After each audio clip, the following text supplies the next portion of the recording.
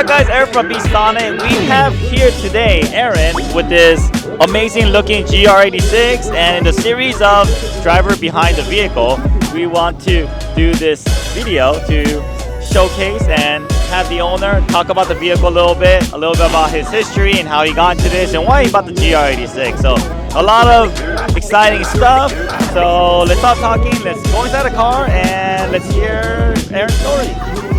What's up, Aaron? Hey there. Yeah, hey, so we want to hear a little bit about your story, a little bit about your background and, you know, how you ended up coming here, Sema. So let's go a little bit back to your passion for vehicle. So obviously you have some interest and some passion for you to build your car and even come to Sema. Yeah. Tell us a little bit about background and how you got into cars. Let's see. So for me, cars actually started way back. I mean, I think for a majority of people, it actually started with Initial D. Initial D and Tokyo Drift, right? Those two would probably be the start. For me, myself, it kind of started a little earlier than that because I had cousins who I always looked up after my cousins, and they'd always be playing games like Gran Turismo 2 and stuff on the PS1, PS2. So anything that they did, I also tried to follow. And yeah, so they started with modding cars and like Gran Turismo, and I was like, okay, I gotta mod cars too. And then as I grew up, I mean, I realized how expensive the car hobby was, right? So for me, I got my first official car that I could actually mod for myself, and that was the blue Lexus IS250 I used to have. Oh, what year? 2011. 2011, okay, that's a nice one. I like that one. So that was my first own vehicle that I could, you know, start pouring money into modding. But the thing about that car is that when I first got it, it already had a muffler delete. Oh, okay. So I bought it used, and that car had a muffler delete. I was like, whoa, this is pretty loud, you know? And then since then, I like started college. I didn't really do anything to the car because I don't have money, right? College kid. And one of my friends for my birthday, my housemate, Eddie, who actually helped me wrap the car, he bought my first official car part, which was a carbon roof spoiler. And that was the start of everything, I would say. Yeah, like I wouldn't, you know, when people walk away from the cars, they always look back at the car and look at it, just like, wow, that looks good. That was me for a good majority of college, and since then I landed an internship and then like got car parts starting with taillights, and then Which internship? Oh, okay, so you started making money. I started making money. Yeah. Okay, you started spending more money on your IS. Okay. Exactly. So that's when I started getting more and more parts. But I mean, even with internship money, you couldn't make that much money to buy, you know, real JDM parts because they're pretty expensive. So maybe you could send a photo of that car. Yeah, I could do that. Put it inside there in the video. Yep. But yeah, I mean, as college kids, you don't have that much money, so you kind of go down the rabbit hole of buying replica parts, right? And that's when you get like bad fitment and everything. So when I finally got a job and, you know, decided to get this car, the GR86.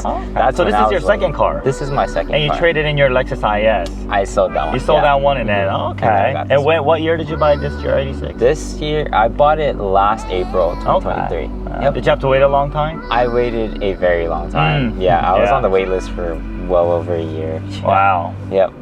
Yeah. So you had this car for 1 year, and it seems like you did a lot to it since that 1 year. Yep. Okay, cool deal. And then why did you pick the GR86? This platform, well, originally my uncle had the 15th anniversary Scion FRS. Okay. So that car was, I really liked it. I was like, wow, this is That's the yellow one, right? It was actually a very like gray bluish color. Yeah, it was like a one-off.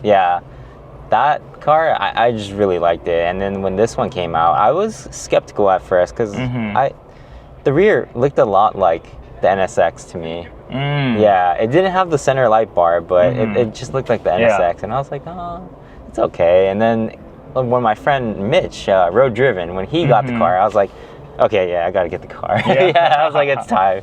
So when you bought the car, did you plan to do all this, spending all this, you know, put all these cool parts on your car?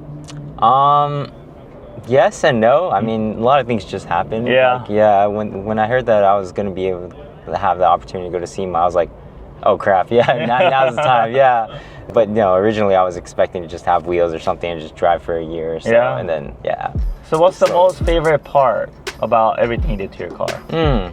I mean, The car itself is really fun to drive, but I mean, for me, this vehicle is still my daily driver. I take it to work every day. So I'm not being biased or anything, but the the amp is definitely my favorite. The Beatsonic PSP amp. Yeah. I wouldn't be able to drive to work without listening to music properly, and then phone calls. You can't even take phone calls. Like I'd be like, the CarPlay is nice, right? But I just unplug and I'm like, hey, what's up? You know, like with the amp, it's like, okay, I can actually hear you now. I can talk. Yeah. Before that, I was like, yeah, I'm sorry. Just give me a sec. Let me switch the phone. So if you guys have the GR86 or BRZ, you guys probably already know, but the factory sound system, it just doesn't sound that great. And especially if you have the 6-speaker model, this Aaron's car has a 6-speaker model. It's the base model. It even sounds worse than the 8. So it makes a huge difference in the way everything sounds. Very easy, plug and play, install. You don't have to change any of your car speakers, and it just makes a big difference. Enough so that many people don't feel the need to do anything else after that. So if you think of it as an overall thing, it actually saves you money, and because you don't have to go through trying to piece out your amp and your separate speakers and all that. It's just drop-in amplifier. So with that said, pretty good. Like, yeah, as Aaron had mentioned. Yeah. Okay, sounds good. And what's your future plans with this vehicle after Sema? After Sema, I'd probably have to baby it a little bit. I mean, I really do want to go to the track, but I mean, my friends put a lot of work and effort into wrapping the car, so I'm not quite ready to tear it up the front yet. Yeah. No, I could relate, because so at Beatsonic too, we had an FRS before, way long time ago. We did a lot of stuff to it. It made it look super pretty, had a nice Modellista kit and supercharger and all that. So the car was actually set up pretty well to go to the track, but it just looks too pretty, right? You're right. You don't want to like get rock chips, you don't want to damage it, because you go take it to track and you know the car's gonna start getting some wear and tear, especially the front of the vehicle. Yes. And you want to preserve it, especially once you put all that effort to make everything look so perfect, so clean, and there's no scratches or rock chips, and it's just, you want to keep it at that condition for as long as you can. So I agree. All right, cool. So just sitting in your car, I see there's some custom work, some cool things done to it. Like the first thing I noticed are these bridge seats. And I never seen a blue color like this, and you know, you went with the whole blue theme, some blue trim, there's blue stitching, and then also door panel has blue suede. And even this little piece over here. So it's a small accent. Very, very detail oriented. So can you tell us a little bit about these seats? Because I've never seen these before. Yeah, so these are from Brid. Lot USA actually helped me source these just before Sema. These are the Brid Stratia 3s, the Rames. And yeah, they come in 2 or 3 colors, I think. Another one would be the red pattern, and this is the blue one, and I think they have the black one. And are these carbon fiber? The rear is not carbon fiber. Oh, okay. These are pretty comfortable, actually. They actually are really comfortable. Seats. And they recline, so. They do? Yeah, they recline. There's a recliner. Well. Oh, that is cool. All right. How about these little custom, like, panels and pieces that you did? So for the door card, I mean, in Japan, the premium model came with the red interior. For that section you see here that's blue is actually red in Japan, which I kind of wanted something similar, but I'm not the biggest fan of the color red, so I went with blue, and I was like, I think it'll make a good accent to the car. I mean, matches the seats. Yeah, everything flows really well. Thank you. Looks really nice. And you also have aftermarket shift knob, and also your steering wheel system looks pretty cool. So can you tell us a little about what's going on here? Yeah, so this is the Ascend Racing shift knob. I mean, this is my first manual car ever, so learning to shift was pretty hard, but our friend Aaron at Ascend Racing, he let me try this shift knob. It's weighted, so I didn't have to do much of the shifting. The weight kind of actually pushed it in gear for me, so thanks to that, I was able to learn how to drive manual pretty fast. And then this is one of the newest additions. This is JQ Works steering wheel with the Grady Momo 350mm wheel. This thing is awesome. Sitting behind the driver's seat, I feel like I'm just in a go-kart. Yeah, it's awesome. It's fun. It's very everything is already pre-programmed for you. And I saw them do the installation too, they have videos of the installation, and I did this one myself too, but everything is plug and play. I spoke with the designers, and they were like, yeah, we hate snipping wires, we hate cutting OEM harnesses. They did the best solution. They printed their own custom harness to make sure that it was as plug and play as possible, and yeah, it's perfect. Nice. It looks really cool. It reminds me of I don't know, like a fighter fighter pilot control, like Yeah. steering wheel. I'm not sure, but Yeah. everything like looks very aggressive, looks cool, very well made. I mean, I had the chance to push on some of these buttons and everything clicks. They're very tactile. Yeah. I mean, very, very nice. I really like it. I'm a keyboard hobby enthusiast, and these like switches, I would say, they're perfect. Yeah. Sweet. And you have it paired with the Greddy Momo steering wheel? Yep. I tried to keep everything blue, but this turned out a little more teal than I thought. But it still works well. I think so. Yeah. All right. And there's this random car here. Is this a GR86? Oh, that's actually, I don't know what car that is, but it's Semon's custom car for all their featured vehicles. Oh, so if you go around and look for it, okay. yeah, you'll see that I believe there's 21 of them. So if you can find all 21, you could get your hands on a carbon suitcase. Really? Yes. A carbon suitcase? A carbon suitcase. Shoot. Yep, it's at the Semon booth cool. if you see it. Okay. Just fun. Yes. Oh yeah, and then the Encore Alpha, if you guys are wondering, it's under the seat. It's under there, it's mounted there. Whether you have these bucket seats or the factory seats, it does fit down there. If you have a factory seat, it's a little bit of tight fit and the wires might get in the way, so just be aware of it. They don't pull on any wires or it doesn't get caught up in any of the connectors under your seat. All right, let's go outside. And the last feature here would be the shift power. Oh yeah, that's right, that's I try to keep it as clean as possible, but yeah. That is a throttle controller offered by Sonic USA. And it has a lot of different driving functions on there. It could give you more throttle response. You can also add an immobilizer for additional level of security. Yep. Sweet, cool. What setting do you usually drive it on? I've been driving it at, I think, 25% linear. The green one. Yeah, 25% linear for daily driving. Sweet. Yeah. And when you get to the canyons, that's when you get to have a little more fun with it. Yeah. Yep. All right, sweet. Okay, cool. Let's go outside the car. All right, Aaron, thank you for showing us the inside of your vehicle. You have a lot of cool stuff going on in there, but the best part of it is the exterior. I mean, the exterior side, he did not go cheap on. He went full on, unlimited budget type of deal. So it looks really, really cool. It shows for itself. And Aaron, tell us a little bit about what you did on the outside and some of the questions that maybe other GR86 BRZ owners might ask, like what Kevin was asking earlier. Maybe you could get into those kind of details as well. Okay, yeah, so some of the new additions for Sema would be the Save-On hood. I really like these vents. From the front, it kind of reminds me of my dog's eyebrows, so I really liked it. I always liked carbon fiber. I was just worried about the longevity of it, but wrap would take care of most of it. Yeah. I like how you kept that vent area open so that you could see it more. Right, yeah. I think it deserves to be seen, so yeah, I wouldn't hide it. Some other new additions would be Encore X headlights. I really like these. They're nice. They actually show a lot more light than the factory, so you can see a lot better. And it helps because I'm pretty blind at night, so this definitely helps. Yeah. And then some more on lighting. I actually have this Blitz Art concept lip. There's actually a fog light at the bottom that not many people can see, but it's not very. If you look at it from a certain angle, you could see it. It's like right there, right? Yeah. It's a very tiny fog. Yep. Which is something I wish the car had it from factory. And I know a lot of BRZ owners have fog lights that come aftermarket that look pretty good. Yeah, this car doesn't quite have that yet. I like how you went with the two-tone on the front lip by going the piano black right in the center area and then the wrap on the surrounding areas. So that's actually how Blitz designed it too. Oh, okay. So yeah, I kind of copied their design. But yeah, it looks good. They thought it out pretty well because it matches the fin pretty good. Yes. Yeah, so that's mostly for the front side. Now for the wheels, these wheels are actually my dream wheels.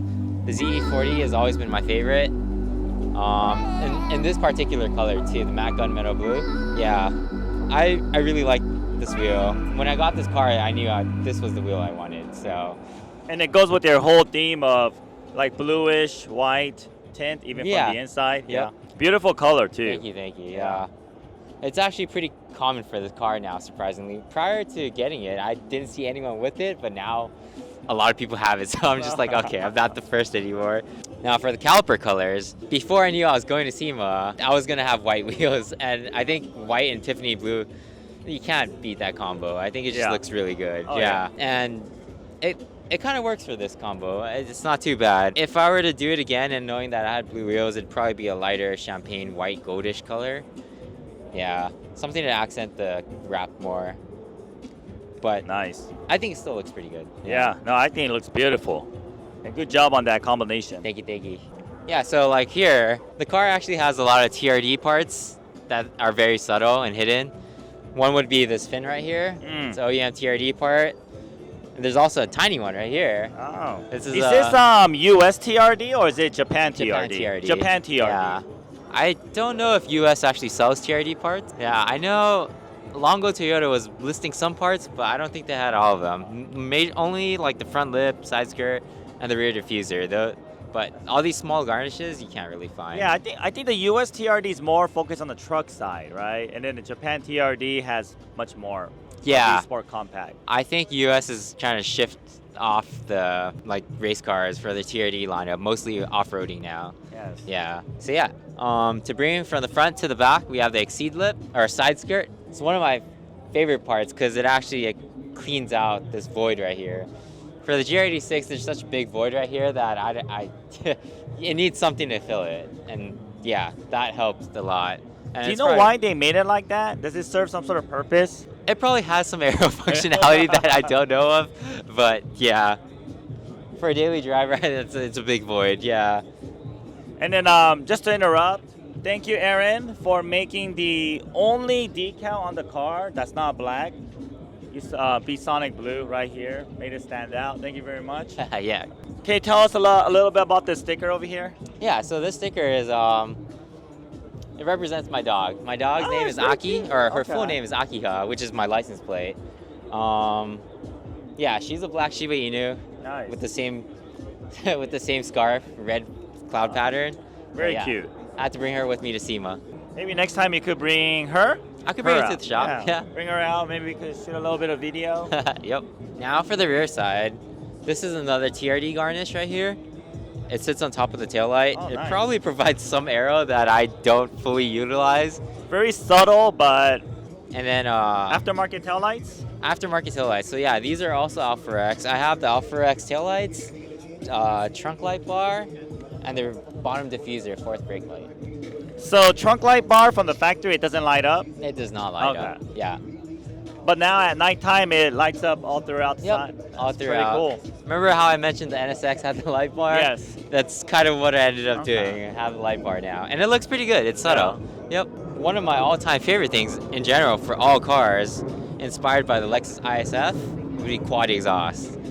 So there's not that many GR86s now with quad exhaust, and it's kind of sad because I know for the Gen 1, the FRS and the GT86, the TRD version actually came with the quad exhaust, and I feel like more GR86s should have that. And Apexy does a really good job of making it. What model is this? I can't remember the exact name, but yeah, it's the one with the quad exhaust. Yeah, this is the only quad exhaust itself for the 86 platform.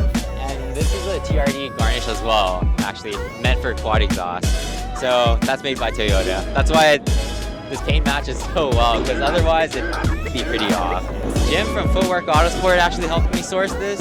The swing was it was a struggle to get on, because we ordered parts and multiple times we didn't get the correct parts, and up until Wednesday before Sema, I got the final piece to mount it, which is this tiny bracket right here. Wow. Yeah. So I might have came without a wing. Nice. No, it looks really great. And I like how it mounts like this. Very, very clean. So on the bottom, it must have some reinforcement on the bottom. Yeah. But you don't see anything on the top, so it's clean. I like it that look. Yeah, I think that's pretty much everything from front to rear. All right, guys. Well, that concludes today's video. It's a new series that we're trying to do right now about drivers behind the vehicle, their inspiration, and just about the people that's actually building the car himself, and so kind of see the background of it. So let us know what you guys think. And on top of that, if you want to follow Aaron Ha, we will leave the Instagram information below. Thank you very much for your time, Aaron, and look forward to doing more content and work with you. Thank you very much. Thanks for having me, Eric, at BeatSonic. Yeah, I really appreciate the BeatSonic team for having me. It's always been a dream to be at Sema, so really thankful for you guys. Perfect. Thank you.